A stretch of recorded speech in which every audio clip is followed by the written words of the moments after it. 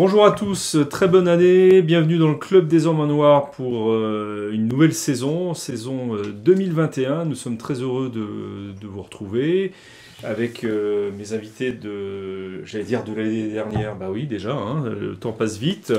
Donc j'ai la très grande joie d'accueillir une nouvelle fois Jeanne Smith dans ce club. Alors on m'a dit évidemment le Club des Hommes en Noir s'ouvre à la jante féminine, ce n'est plus un club des hommes en noir, il y a de plus en plus de laïcs et de moins en moins de prêtres, ce qui n'est pas tout à fait faux d'ailleurs. Avant de répondre, je vais peut-être saluer justement le clergé, par lequel j'aurais dû d'ailleurs commencer. Monsieur l'abbé Grégoire Sellier, bonjour. Bonjour. Bonne année à vous. Voilà, bonne année 2021 à tous les auditeurs. Bonne année à tous. Père Jean-François Thomas. Bonjour cher monsieur, très sainte année. Très sainte année à vous également, merci de votre présence. Alors oui, diminution du nombre de prêtres dans ce club des hommes en noir, bien tout simplement parce que les volontaires se font rares. Beaucoup n'ont pas l'autorisation de leurs évêques quand on les invite ou se défaussent en disant qu'ils ont quelques difficultés avec leur hiérarchie.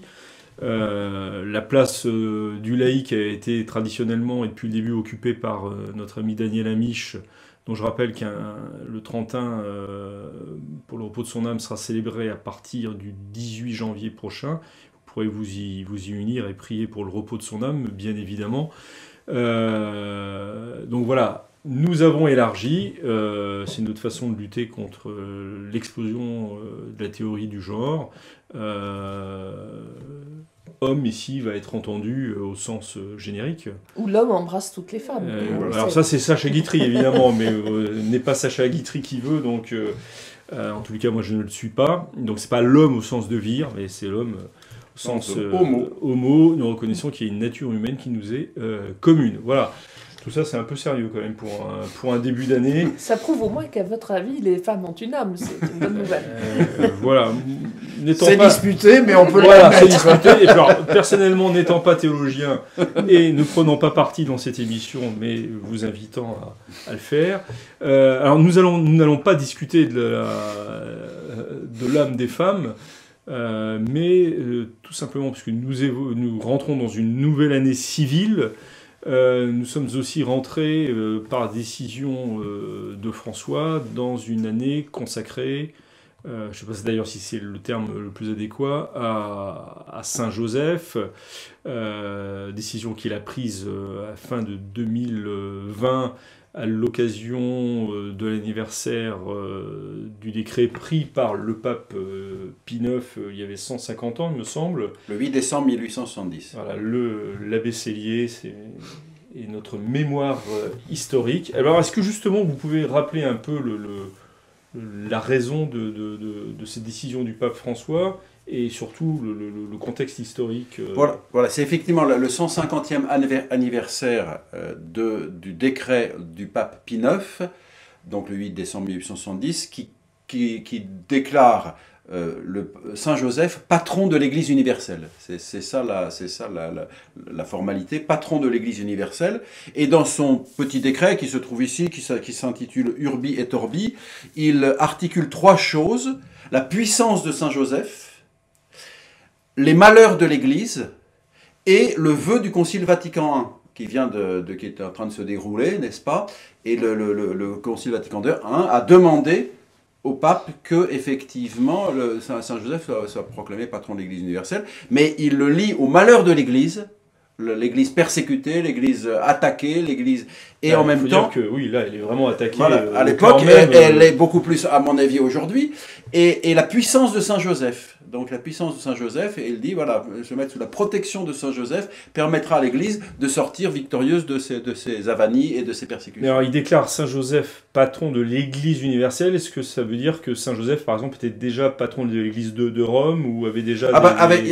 Si vous voulez, certainement, Saint Joseph... Alors, la dévotion à Saint Joseph est une dévotion intéressante parce qu'elle a grandi progressivement dans l'Église. Vous remarquerez que dans le confiteor traditionnel, dans le canon romain, avant Jean 23, donc très tardivement, 1962, Saint Joseph n'est pas cité.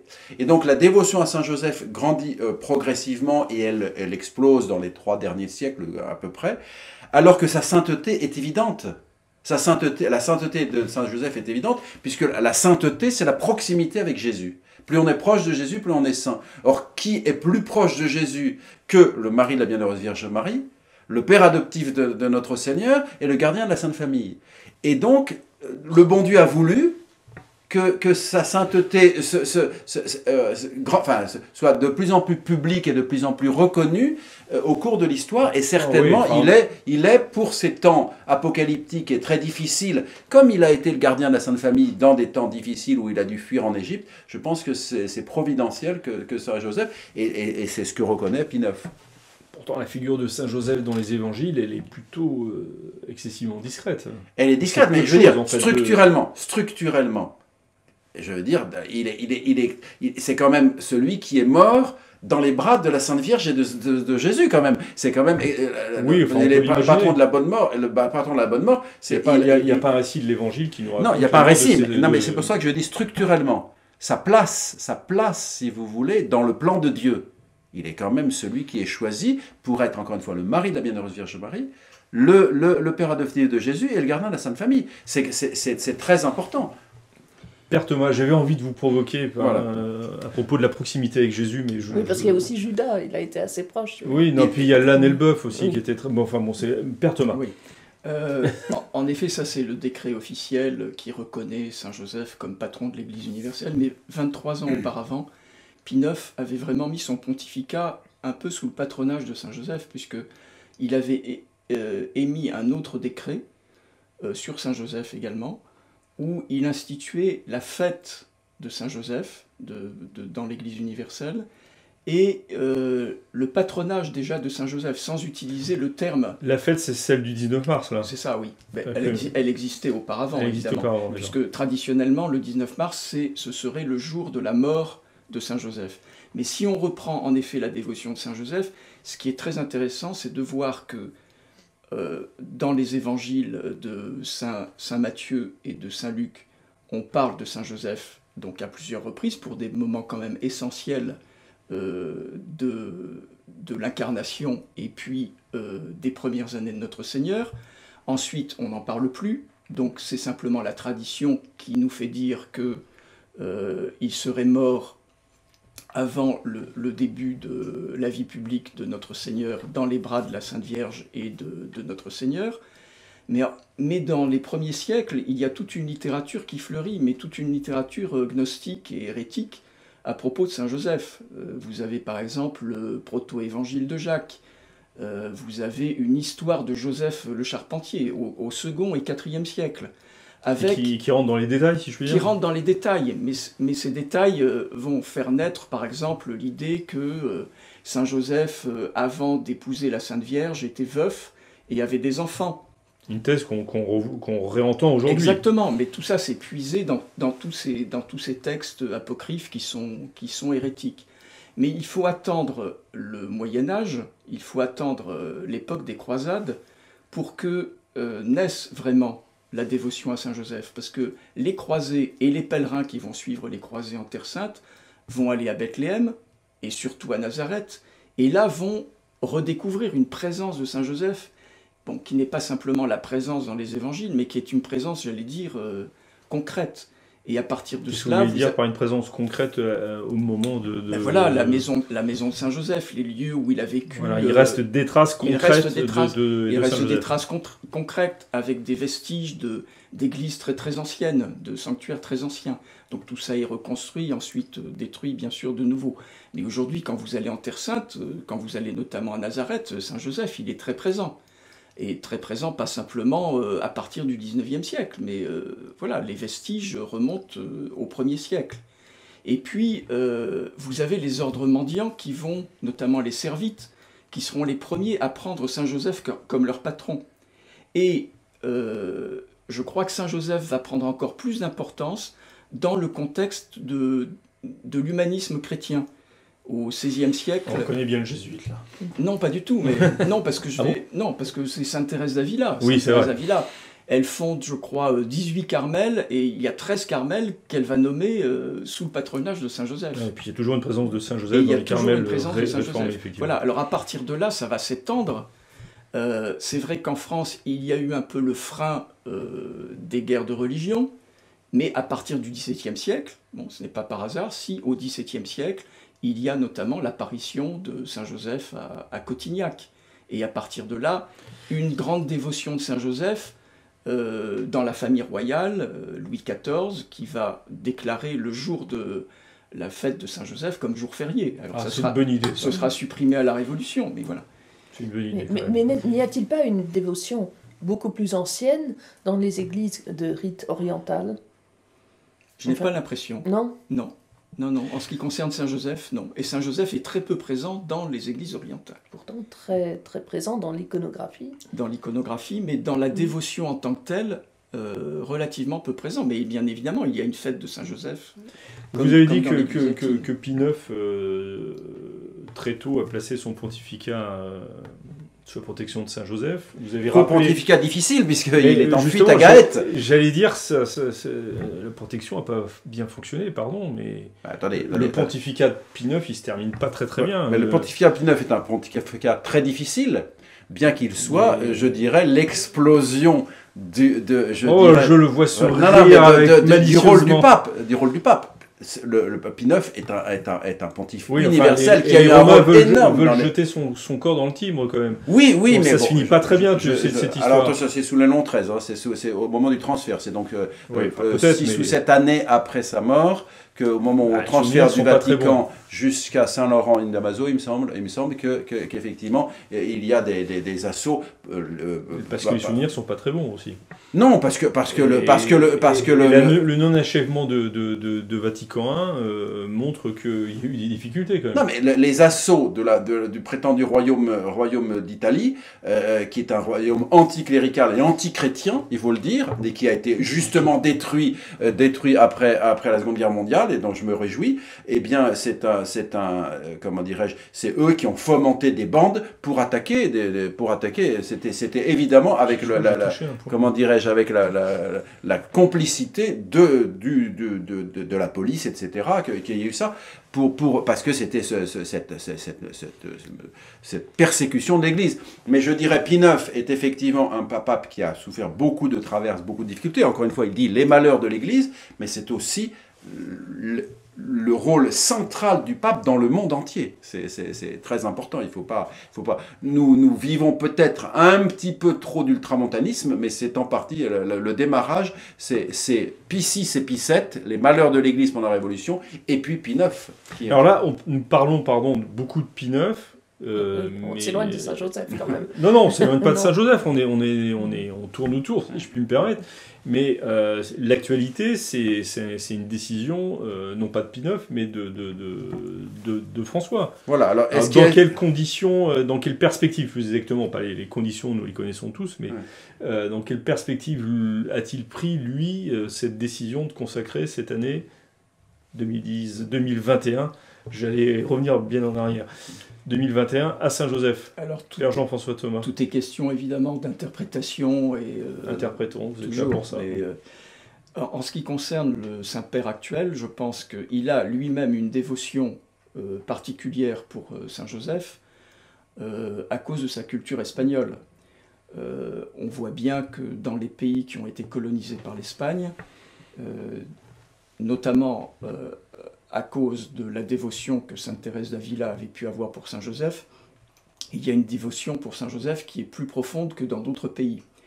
Et puis cette dévotion, ça fait partie évidemment de la dévotion populaire. Donc quand vous allez dans des pays... Vous voulez dire ce pape populiste, ce pape que certains disent populiste, a une dévotion populaire envers Saint-Joseph? Non, je parle de la dévotion populaire du Saint-Père, voilà, qu'il partage avec les gens du pays dont il vient. Quand vous allez dans des pays qui ont été colonisés par les Espagnols, encore aujourd'hui, la grande tradition, entre guillemets, des fidèles, c'est d'aller dans les églises, de prendre un mouchoir, d'essuyer les statues, d'essuyer ensuite leur visage avec le mouchoir, sans forcément faire de génuflexion devant le tabernacle et certainement pas de prier devant le Saint-Sacrement. Donc, Saint Joseph fait partie de cette dévotion populaire. Donc je pense qu'il y a cet aspect-là chez lui. Tout à fait par hasard, hier, je voyais une photo de son bureau officiel, donc dans les anciens appartements du Vatican, et sur ce bureau, il y a une statue de Saint Joseph avec l'enfant Jésus. Donc ce n'est sans doute pas par hasard. Et, alors ça c'est une interprétation plus psychologisante qui ne vient que de moi, je crois qu'il a choisi Saint Joseph, qui est une figure paternelle, et notamment depuis Pie IX, c'est une figure paternelle, parce que, bon, il est quand même le très Saint-Père. Il est le Père de tous les fidèles. Alors je sais que nous n'avons qu'un seul Père qui est dans les cieux, mais les prêtres, les évêques et le pape, de façon encore plus particulière, sont normalement des transmetteurs de cette paternité. Et s'il prend Saint Joseph, c'est peut-être parce que, d'une certaine façon, il ne se sent pas totalement capable de cette paternité qui lui a été remise en tant que très Saint-Père. Et donc il veut placer l'Église, de nouveau, sous la protection de Saint Joseph, qui est la figure de la paternité par excellence. Je vous trouve bien bienveillant, mon père. Ça ne durera pas. Il faut en profiter, nous allons marquer tout de suite une pause pour profiter de ce moment très fort de bienveillance, John Smith. La lettre apostolique par laquelle le pape François institue cette année que nous vivons, cette année Saint-Joseph, année dont je ne peux que me réjouir, et je pense que nous... Dommage, parce que je me serais empressé de dire après que vous étiez plutôt malveillante, mais bon. Oui, vous auriez pu. Mais ayant lu donc cette lettre apostolique, je suis frappée par plusieurs choses. Il y a beaucoup de missions, on y reviendra certainement, mais sur l'opportunité que le pape a saisie, que François a saisie pour décréter cette année, il me semble qu'il y a l'année 2020, avec ses restrictions, ses obligations, sa portée au pinacle des soignants, des familles, des gens ordinaires. Et c'est dit dans la lettre. En Joseph, le pape glorifie l'homme qui applique la loi, qui suit les consignes, par exemple, aller... C'est une vieille tradition de l'Église, l'homme qui applique la loi. Certes, je suis d'accord, mais il l'applique à tout ce qui se passe aujourd'hui, à toutes les réglementations Covid, ça c'est en filigrane, mais le fait d'honorer la personne ordinaire, qui est le héros de la crise, ça y est explicitement. Donc je pense qu'il y a ça. Il y a Joseph, patron des migrants. Joseph présenté comme le migrant qui part pour l'Égypte pour fuir le danger, la persécution, et Joseph qui va revenir et qui va se cacher à Nazareth avec la Sainte Famille, et qui va être mis en regard des migrants qui fuient la misère, la pauvreté. C'est dans la lettre. Donc il me semble que Saint Joseph qui est là pour offrir un toit à la Sainte Famille, qui travaille, beaucoup de notions qui peuvent être interprétées de façon tout à fait chrétienne, mais qui, me semble-t-il, ont une dimension sous-jacente politique très forte, et qui correspond à la politique générale du pape. Voilà, c'est l'impression que j'ai eue pour ma part. Est-ce que, alors, pour être un peu provocateur là aussi, est-ce qu'il ne nous donne pas justement, à travers Saint Joseph, puisque vous parlez du migrant, un modèle de ce que doit être le migrant, c'est-à-dire peut-être celui qui a dû partir, mais celui qui doit revenir? C'est bien possible. Mais il dans en fait... une interprétation très psychologisante. Oui, aussi. Mais il en fait le patron, explicitement le patron des migrants et des grands mouvements de population, sans aucun discernement. Les migrants ne partent pas tous pour de justes causes, et non pas pour de justes buts. Et là, on a une espèce surtout, ils ne reviennent pas forcément. Et ils ne reviennent pas forcément chez eux. Je pense que de toute façon, le pape François est le pape François, donc il prend une décision qui peut être tout à fait excellente en elle-même, faire une allée de Saint-Joseph, qui est une chose très pieuse et qui permettra certainement des dévotions tout à fait excellentes, mais il le fait dans son esprit, qui est cet esprit mondialisateur, etc., qui nous a manifesté depuis son élection. Oui, vous voulez dire, pas de surprise, il est dans... Oui, il est dans la droite ligne. Son rôle, quoi. Dans la droite ligne de ce qu'il fait depuis le début, c'est-à-dire le côté mondialisateur, le côté moralisateur, c'est-à-dire il donne toujours des leçons aux autres et il ne les applique pas beaucoup à lui-même, mais... c'est un jugement, ça. Voilà. Non, mais je veux dire, il est sans cesse à réunir la curie en disant il faudrait être un peu plus généreux, sérieux, etc. Je ne trouve pas toujours qu'il le soit lui-même, mais bon, ça c'est autre chose. Mais donc voilà, à la fois il y a quelque chose qui est objectivement excellent, c'est l'année Saint-Joseph en tant que telle, et je l'espère avec des indulgences, avec des prières, avec des dévotions recommandées qui sera très bien. Et puis bon, évidemment, il fait transparaître son idéologie avec laquelle on n'est absolument pas d'accord. Alors, dans la composition du texte, il y a en effet beaucoup de choses qui manquent, que nous connaissons déjà sur Saint-Joseph. Mais vous nous direz quoi, quand même, parce que c'est ce qui est intéressant pour nous qui ne sommes pas très... Si vous permettez, je vais vous dire simplement les titres des 7 parties de la lettre, parce que ça peut éclairer les auditeurs ou les spectateurs. Alors, Père aimé, Père dans la tendresse, Père dans l'obéissance, Père dans l'accueil, Père du courage créatif, Père travailleur, Père dans l'ombre. Voilà, ce sont les titres, quasiment mon portrait, ça. Les différentes parties de cette lettre. Moi, ce qui me surprend, c'est que la dimension de contemplatif de Saint-Joseph n'apparaît à aucun moment. Il y a même une phrase qui dit, c'est dans le chapitre Père dans l'accueil, je cite, « La vie spirituelle n'est pas un chemin qui explique, mais un chemin qui accueille. » Si vous pouvez m'expliquer, parce que moi je ne comprends même pas cette phrase. Je ne comprends pas cette phrase. Ah, vous non plus. Mais ce que je comprends, c'est que le phare est toujours mis sur l'accueil. Alors ça peut être l'accueil de l'étranger, l'accueil de l'inconnu, l'accueil de ce que demande Dieu à Saint-Joseph au dernier moment. Vous voyez, c'est toujours dans l'accueil.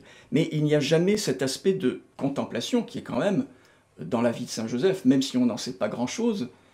Oui, mais justement, on m'a toujours dit qu'on n'en savait pas grand-chose parce que c'était l'homme par excellence du silence, de la contemplation. Il suffit de regarder la crèche. Oui. Les regards de Joseph et Marie sont portés sur l'enfant. Donc ça n'apparaît à aucun moment. Et puis on peut appliquer à Saint Joseph ce qui est dit 2 fois de la Sainte Vierge. Elle gardait ces choses et elle les médita dans son cœur. Je pense que ça s'applique évidemment à Saint Joseph, qui est en retrait, qui ne parle pas. S'il y a 7 paroles de la Sainte Vierge, il n'y a aucune parole de Saint Joseph. Mais effectivement... Oui, c'est le grand silencieux. C'est le grand silencieux. Mais évidemment, cette devise, si je puis dire, qui s'applique à la Sainte Vierge, s'applique à Saint Joseph. C'est l'homme, effectivement, de Dieu. Pourquoi est-ce qu'effectivement il réalise le plan de Dieu avec cette efficacité? Parce qu'il est tout tourné vers Dieu. Je dirais, il est à l'écoute de Dieu, et donc quand Dieu lui demande quelque chose, il le fait avec promptitude. Pour revenir une seconde à ce que vous avez dit, mon père, à propos de ce manque psychologique qu'il y aurait chez le pape François, qui ne se sent pas assez père ou capable d'être père. Ce qui m'a beaucoup frappé dans sa lettre apostolique, c'est qu'il montre que Joseph, d'une part, va enseigner à Jésus comment faire la volonté du Père, ce qui est sans doute vrai sous un certain rapport, mais pas tout à fait dans l'autre, puisque c'est Jésus, au contraire, qui à 12 ans va reprendre Saint Joseph en disant « Ne savez-vous pas que je dois être aux affaires de mon Père ?» Et puis, François dit aussi à un moment donné, le Père est celui qui, au cours de sa vie, il va former, il va donner à ses enfants, il va être dans le don de soi pour les faire grandir, et puis il devient inutile, et s'efface devant la paternité divine. Donc je ne crois pas, si toute paternité doit s'effacer devant la paternité divine, on est devant un sacré problème.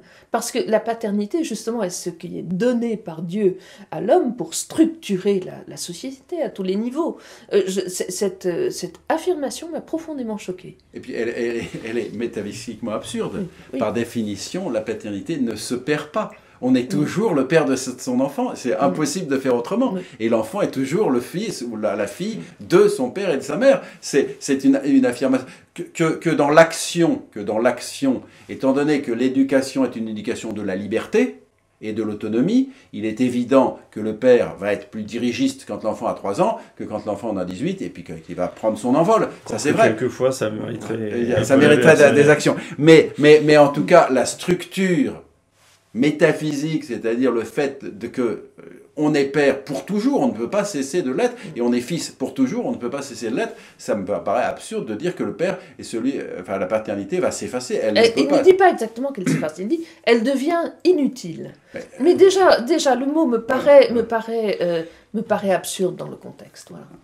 Père Thomas, qu'est-ce que ça vous inspire, ce regard sur la paternité, enfin le rapport entre paternité divine et paternité de Saint Joseph? Oui, mais bien sûr, nous n'avons qu'un seul Père. Bon, c'est notre Seigneur qui nous le dit, mais tout Père sur terre est une image de cette paternité divine. Et bon, c'est un sceau qui ne peut pas être effacé. Mais c'est vrai que dans le texte du pape, il y a comme une sorte de flux et de reflux. Donc on ne naît pas père, on le devient, et puis à un moment donné, hop, la vague passe, et puis sur le sable reste quelques traces, mais très peu. Est-ce que le pape va s'effacer, du coup, lui qui est notre père, notre Saint-Père? Je suis persuadé qu'il a un problème avec la paternité. On voit bien que dans la façon dont il règne... On retourne dans la psychologie, là. Oui, c'est de la psychologie sans doute à dessous, je suis désolé, mais vous avez l'habitude d'un autre niveau. Pas du tout, mon père, vous savez combien je crois vos paroles. Mais je pense qu'il a un problème avec la paternité et la façon dont il devrait, ou dont il pourrait exercer cette paternité au sein de l'Église. Il y a une autre chose qui m'a surpris, c'est lorsqu'il écrit dans le 2e chapitre, « Père dans la tendresse », il nous invite à accueillir notre faiblesse avec une profonde tendresse. Alors, je ne sais pas ce que ça veut dire. Oui, d'accord, merci, parce que moi non plus. Oui, mais ce qu'il entend, c'est que, en fait, le péché est une chance. Alors, bien évidemment que par le péché, il y a des occasions de grâce, etc. Félix culpa, voilà, Félix culpa. Mais vous voyez, je trouve qu'il y a des choses qui sont un peu ambiguës dans la formulation. En soi, je pense que si on doit être miséricordieux pour les autres, on doit être aussi miséricordieux pour soi-même. Tout à fait. C'est-à-dire qu'il ne faut pas passer du péché dans lequel on est tombé au dépit, dire « Ah, t'es qu'un idiot », etc. Donc il faut avoir cette miséricorde, savoir qu'on est de pauvres pécheurs et qu'avec la grâce de Dieu, on va essayer de progresser. Mais effectivement, sans aucune complaisance pour le péché. Voilà, ça c'est clair. Et pas de tendresse pour son propre péché. Ouais. Moi, je suis un peu surpris par cette expression. Il y a cette notion d'accueil. Vous avez parlé j'ai été très frappée aussi dans la lettre apostolique de voir que Joseph est montré comme celui qui accueille la Sainte Vierge. Alors très joliment, le pape dit, il lui sauve la vie. Ce qui est vrai, la Sainte Vierge est enceinte, si elle se retrouvait seule... Ah oui, là, elle serait morte, oui. Elle serait morte. Donc il y a comme ça des fulgurances chez François. Mais il y a cette idée, il accueille, il ne dit pas la Vierge Marie, il dit... Il accueille Marie sans condition. Sans condition. Et il faut accueillir d'autres sans condition. Eh bien, ce n'est pas vrai. Puisque il hésite, Joseph, à prendre son épouse chez lui. Et on peut supposer beaucoup de choses. Je sais que beaucoup de choses ont été écrites, mais si on le prend à la lettre, et ce que nous enseigne l'Évangile, c'est qu'il hésite parce qu'elle est peut-être enceinte d'un autre. Alors, il doit certainement savoir que non. Mais...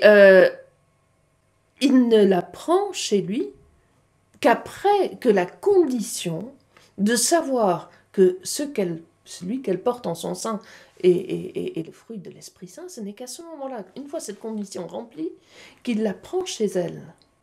Sur l'ordre de Dieu. Sur l'ordre de Dieu. Ça n'est pas sans condition. Il n'accueille pas n'importe qui. Alors, ce qui me frappe aussi, mais peut-être que vous allez pouvoir m'éclairer, Joseph, qui était un homme juste, ne voulut pas la renvoyer, la répudier. La justice de l'époque, c'était quand même de lapider les adultères et de lapider celles qui avaient fauté dans ce domaine-là. Donc la justice de Joseph est quelque chose qui me frappe beaucoup. Pourquoi est-ce qu'il accueille et il décide, il ne veut pas répudier. Il a toujours été dépeint comme l'homme juste. Il est l'homme juste, il ne veut pas appliquer cette loi. Parce qu'il sait que la Sainte Vierge n'est pas en faute, mais qu'il ne peut pas le comprendre et l'expliquer. C'est ça, il le sait parce qu'il sait qu'elle est bonne. Il sait que la Sainte Vierge, en fait, porte la nouvelle loi. Non, à ce moment-là, oui, mais il le sait. C'est avant le moment où il a ce songe. Mais il le sait déjà dans son cœur. Il sait en tout cas que la Sainte Vierge, il a une confiance totale dans la Sainte Vierge, il sait qu'elle ne peut pas avoir fait de faute. Et donc, mais il ne comprend pas, il ne comprend pas, il se demande quel est son devoir, puisque du point de vue de la loi extérieure, loi juste promulguée par Dieu, il devrait effectivement la renvoyer, etc. Donc, finalement, il est dit qu'il voulait faire ça en secret, etc., parce qu'il ne peut pas. Il ne peut pas l'accuser d'un crime dont il sait qu'elle ne l'a pas commis, et il ne peut pas non plus ne rien faire, puisqu'il contreviendrait à la loi de Dieu. Et donc, il pose bien des conditions. Il est évident qu'il pose des conditions. Parce que sinon, et en posant ces conditions, il est éminemment juste. Et il est éminemment juste. Et c'est à ce moment-là que Dieu, une fois que lui a fait sa démarche, parce que c'est toujours comme ça, lui fait sa démarche de réflexion, de contemplation, de ce qu'il doit faire, et le bon Dieu ensuite vient l'éclairer de ce qu'il ne peut pas, à quoi il ne peut pas atteindre, si vous voulez, parce que c'est un mystère qui le dépasse. Et qui est d'ailleurs très intéressant, parce que, évidemment, l'Annonciation, c'est un passage central de l'Évangile, bien sûr, c'est que la Sainte Vierge ne lui a rien dit. La Sainte Vierge ne lui a rien dit. Pourquoi ? Parce que l'ange ne lui a pas dit de dire. Et donc, elle se conforme à ce qui est venu de Dieu, alors qu'elle souffre de façon... Parce qu'elle se rend compte que Saint Joseph souffre, et qu'il suffirait qu'elle dise une parole et que tout serait réglé. Et donc elle souffre de voir Saint Joseph souffre de ne pas comprendre, mais en même temps, chacun fait ce qu'il a à faire, et Dieu intervient au moment opportun, au moment où cela doit se faire, puisque c'est au moment où il avait pris cette décision que l'ange, quand il a fini sa réflexion, que l'ange intervient pour effectivement l'éclairer sur ce qu'il ne peut pas savoir et ce qu'il doit savoir. Oui, pour revenir sur ce que disait Jeanne à propos de l'accueil, le Saint-Père dit au chapitre 2, je crois, enfin dans la partie 2 de cette lettre, que Saint Joseph nous commande d'accueillir l'étranger. Il nous commande. Et donc là, il est vraiment patron. C'est un ordre qui est absolument obligatoire. Et c'est le côté chef et du père. Voilà, c'est une idée qui revient donc constamment en filigrane dans oui, la mais lettre. Il me semble que l'abbé Sellier a répondu en quelque sorte de manière très générale, mais à ces aspects-là, c'est que François là est complètement dans le rôle qu'il s'est attribué dans dans son idéologie. Dans son idéologie, oui. Voilà. On le retrouve retrouve là, ce qui ne nous empêche peut-être pas de célébrer cette année, et particulièrement Saint-Joseph, et de vivre avec Saint-Joseph. Oui, mais c'est surprenant d'avoir une année Saint-Joseph. Je ne pense pas que ce soit jamais produit dans l'histoire de l'Église. Non, ça ne s'est pas produit, mais bon, vous avez des années, alors pas forcément au niveau de l'Église universelle, parfois au niveau de diocèses ou de pays, etc., consacrés à tel saint ou à tel oui, parce qu'il y a un sanctuaire, etc., mais pour l'Église universelle, c'est très oui, mais étonnant. en même temps, si Pie IX, il y a 150 ans, a déclaré Saint-Joseph patron de l'Église universelle, oui, il n'est pas complètement aberrant que... Je ne dis pas que c'est aberrant, je dis que c'est surprenant. Ouais, vous n'aimez pas Saint-Joseph assez, parce que Pie IX aurait pu, lui aussi, déclarer une année Saint-Joseph. Il n'a pas eu le temps, en fait. Il voulait, mais il n'a pas eu le temps. Son règne a été très long. Donc, oui, mais il lui a manqué juste une année. Psychologie, elle est toujours là. Voilà. Mais cela dit, je vois pas ce qui est choquant dans une année Saint-Joseph. Je n'ai pas employé le mot choquant. Non, mais moi aussi je le psychologise. Oui, totalement. J'ai dit que c'était surprenent. Parce que, bon, il y a des années saintes. Laissez-vous surprendre. Oui, mais je me laisse surprendre. J'accueille également celui qui me commande d'accueillir l'étranger. Voilà. Ça, c'est une autre question. Pardon, Jeanne. Non, c'est moi qui je pensais à autre chose, et je revenais au document, à cette lettre apostolique de François. J'étais très frappée par le fait qu'il n'y ait pas question de la Vierge Marie. Et il n'y ait pas question de la virginité de Joseph. Ça, c'est c'est une question encore plus grave, plus importante. Grave, parce qu'il y a ce moment où François évoque la chasteté de Saint Joseph, et il la définit ainsi, alors de mémoire, c'est le refus de prendre possession de Marie et de son fils. Alors pour moi, d'abord, ça ne veut rien dire. La chasteté, ça n'est pas ça. Il y a une chasteté conjugale, elle existe, mais dans le cas de Joseph et de Marie, qui sont époux légitimes, il y a cette virginité qui doit être l'objet de notre contemplation aussi, et qui est totalement absente au point, pour moi, d'être niée par le texte de François. Je ne sais pas si vous en êtes d'accord. Pardon, je vous laisse tout de suite répondre, mais plus globalement, la virginité dans l'Église depuis plus de en gros 50 ans, elle est de plus en plus affadie, quoi. Elle fait problème. Elle pose problème. C'est clair qu'aujourd'hui, on valorise l'acte sexuel ou les relations conjugales, comme on voudra, qui peut se justifier à certains égards, mais on est très mal à l'aise vis-à-vis du fait de s'en abstenir pour Dieu, ce qui est la base de la virginité ou de la chasteté complète. On est très mal à l'aise et on est marqué par le freudisme, c'est-à-dire comme étant une répression plus ou moins scabreuse ou douteuse, etc. Et effectivement, là, je pense que le pape François a un malaise sur cette question-là, qui est pourtant, effectivement, c'est le titre classique vraiment depuis le début de l'Église et employé par tous les grands saints, et par exemple c'est la façon dont systématiquement saint Thomas d'Aquin parle, la bienheureuse Vierge Marie, et dans la liturgie, la bienheureuse Vierge Marie. Donc son titre de Vierge, elle pourrait être... on dit plus ça que Mère de Dieu, alors que Mère de Dieu c'est pourtant la clé de ce qu'elle est, mais systématiquement la bienheureuse Vierge Marie. Donc effectivement, la virginité consacrée à Dieu est au cœur de la Sainte Famille. D'autant que notre Seigneur... Et elle implique forcément Saint Joseph. Voilà, elle implique forcément Saint Joseph et notre Seigneur, qui ne s'est pas marié, alors que chez les Juifs, le mariage précoce était une base essentielle. Père Thomas. Oui, je suis surpris de voir que... pas plus tard qu'il y a quelques jours, il y a eu sur un blog assez connu, à savoir le Forum catholique, un débat entre fidèles qui sont, pour la majorité d'entre eux, des fidèles traditionnalistes, sur la supériorité toujours reconnue par l'Église depuis les premiers siècles de la virginité, alors toujours en relation évidemment avec le royaume de Dieu, de la virginité sur l'état de la vie conjugale. Toujours enseigné, je vous trouve très, très optimiste, ça l'est quasiment plus, ça. Ça ne l'est plus, mais ça a toujours été enseigné par l'Église. Oui, ça a toujours été enseigné, mais aujourd'hui ça a disparu des écrans. Y compris parmi les fidèles de la tradition, en fait, eh bien non, on considère que non, c'est complètement aberrant et c'est mettre les religieux et les religieuses. Oui, c'est bien ça que je disais, justement. Voilà. Oui. Et c'est vrai aussi, comme le disait Monsieur l'abbé, que maintenant, pour parler de la Très Sainte Vierge, dans beaucoup de textes les plus officiels, on va parler simplement de Marie. Oui, tout à fait. Mais sur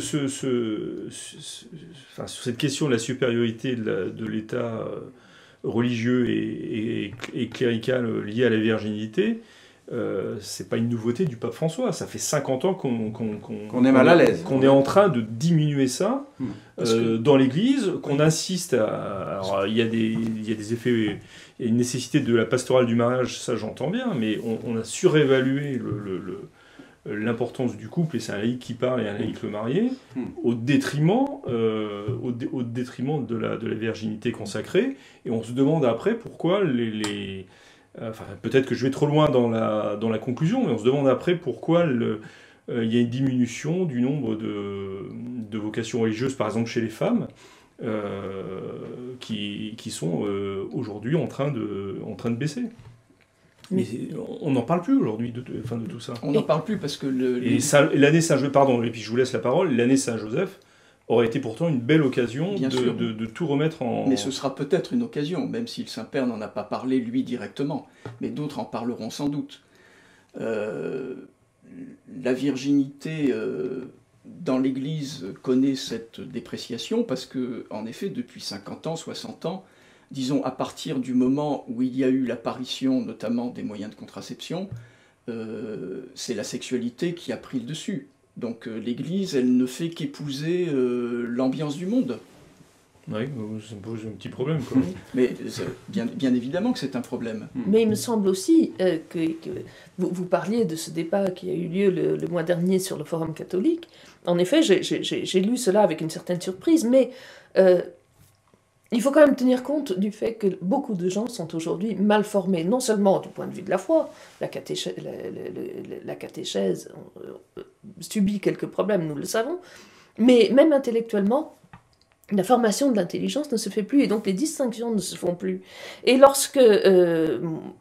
il me semble que le problème, c'est qu'on confond la valeur de la vocation individuelle et la valeur absolue de la vocation. Absolument, la virginité est meilleure que l'état marié ou que l'état célibataire non consacré. Or, pour X ou Y, la situation d'homme ou de femme mariée sera un meilleur chemin de sainteté personnelle que la virginité de telle personne. De telle personne. Non, mais très bon rappel. Et il me semble justement que cette distinction ne se fait plus, mais aussi parce qu'on a, on a un problème de dépréciation du raisonnement, de la raison. Je lisais, là, je suis en train de lire dans la Somme de saint Thomas, la vie contemplative et la vie active. Et donc, effectivement, saint Thomas dit la vie contemplative est supérieure à la vie active, mais dans certains cas, il peut se faire qu'une certaine vie active soit supérieure à une certaine vie contemplative en fonction des circonstances. Mais en soi, la vie contemplative est supérieure à la vie active. En soi, la virginité est supérieure, l'initié consacrée à Dieu est supérieure à l'état de mariage consacré par un sacrement, mais telle personne mariée, par exemple, telle personne mariée, je ne sais pas, les parents de Sainte Thérèse d'Enfant Jésus sont supérieurs à tel religieux, je dirais un peu tiède. Et à qui on déconseille, j'allais dire, la virginité de circonstances, puisqu'il voulait être marié sans avoir d'union conjugale.